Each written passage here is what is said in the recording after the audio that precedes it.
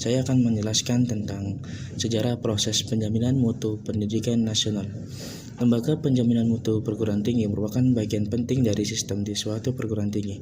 Hal ini sesuai dengan Undang-Undang Republik Indonesia Nomor 12 Tahun 2012 tentang Pendidikan Tinggi pada bab 3, bagian Y1 tentang sistem penjaminan mutu. Pasal 51 ayat 1 menyatakan bahwa perguruan tinggi menghasilkan lulusan yang mampu secara aktif mengembangkan ilmu, pengetahuan, dan teknologi yang berguna bagi masyarakat, bangsa, dan negara.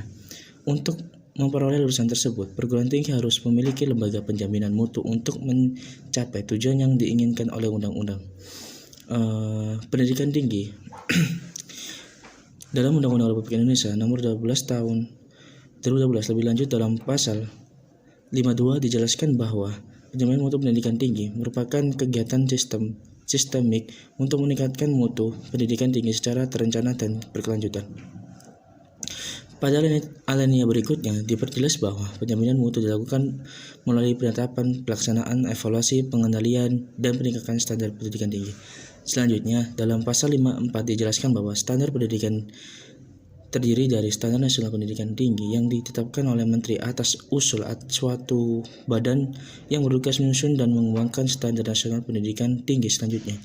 Standar Pendidikan Tinggi ditetapkan oleh masing-masing universitas dengan mengacu pada Standar Nasional Pendidikan. Standar Pendidikan Tinggi adalah standar pendidikan, standar penelitian, dan standar untuk masyarakat. Selanjutnya yaitu landasan hukum sistem penjaminan mutu sebagai acuan mutu pendidikan nasional pada tingkat satuan pendidikan.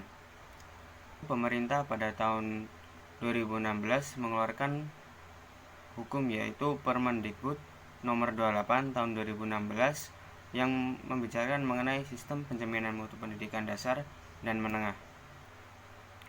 Berdasarkan pada Peraturan Pemerintah Nomor 19 Tahun 2005 tentang Standar Nasional Pendidikan yang dimana memuat hal-hal berikut. Untuk yang pertama, setiap satuan pendidikan pada jalur formal dan non-formal wajib melakukan penjaminan mutu pendidikan. Yang kedua, penjaminan mutu pendidikan dimaksudkan pada ayat 1 bertujuan untuk memenuhi atau mencapai standar nasional pendidikan. Dan poin ketiga, penjaminan mutu pendidikan dilakukan secara bertahap, sistematis, dan terencana dalam suatu program penjaminan mutu pendidikan. Materi selanjutnya ialah mengenai pelaksanaan sistem penjaminan mutu pendidikan sebagai acuan mutu pendidikan nasional. Dalam Permendikbud Nomor 28 Tahun 2016 dijelaskan bahwa sistem penjaminan mutu pendidikan merupakan kesatuan unsur yang terdiri dari kesatuan organisasi, kebijakan, dan juga proses. Semua itu telah dilaksanakan secara sistematis, terencana, dan juga berkelanjutan. Hasil dari mutu pendidikan di Indonesia dinilai berdasarkan 8 standar nasional pendidikan. Sistem penjaminan mutu pendidikan sendiri disusun oleh Kementerian Pendidikan Nasional. Nah, di sini terdapat dua pembagian sistem penjaminan mutu pendidikan yang harus kita ketahui, teman-teman. Yang pertama, ada sistem penjaminan mutu internal atau SPMI, dan yang kedua terdapat sistem penjaminan mutu eksternal atau SPME.